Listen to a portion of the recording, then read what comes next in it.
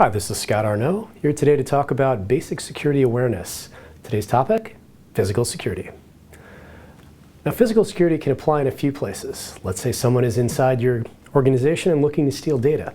This could be malicious insiders or sneaky intruders. An actual intrusion or theft or destruction, maybe even using a USB drive. They get in there and they introduce malware to your system. If an attacker has direct access to your physical network, meaning your individual computers or the more central computers called servers, they can do a lot of damage. Now, what are some of the protective measures you would use, let's say, for your individual computer? You want to use a password-protected screensaver.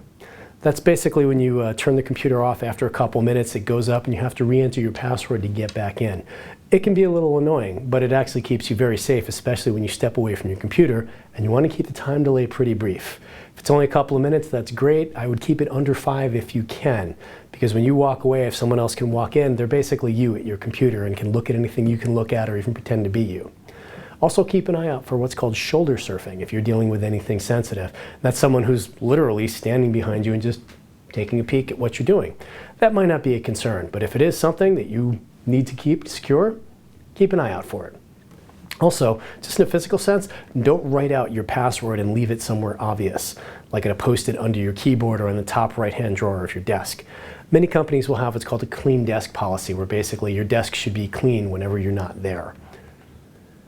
So loss and theft outside of the workplace is also a pretty big risk. Nearly 41% of all data breach events studied by security vendor Trend Micro between 2005 and 2015 were due to lost devices like laptops, tablets, and smartphones.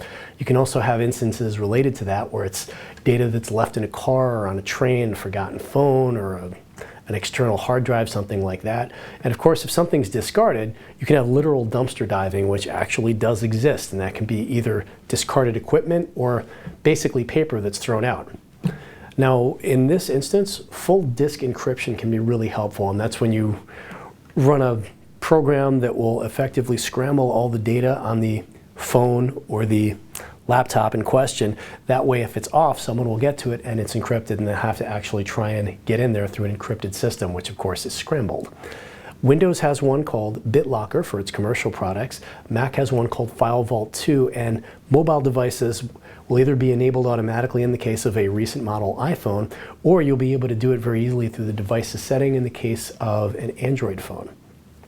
Now, this will both be helpful in terms of protecting the data itself and also avoids triggering notice requirements under most state data breach laws and federal breach laws, because they generally won't apply to encrypted data.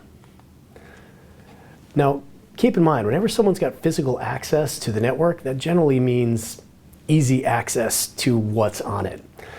Certainly they can steal physical records or paper. Also, they can put on what are called network taps, which can be put literally directly on the copper communication wirings in which data is flowing. That could be inside your building or even outside of it. Now, how would an attacker gain physical access to something like this? They could use a type of social engineering attack, which is basically trickery, called pretexting. That's where they pretend to be someone who belongs there. Let's say you have an attacker pretending to be a fire inspector looking at your wiring. Meantime, they're pasting little taps on the wiring, and the signals that are going through that copper wiring are literally being read by these taps. Or sometimes it can be someone who gets in by looking like they belong there and someone politely holds the door for them. That's called tailgating. You can also have threats which can come in through a USB stick. That can be something where an attacker puts out a stick which says something like senior executive compensation in the year. You plug it in and there's malware on there. That's called baiting, and it's not at all infrequent.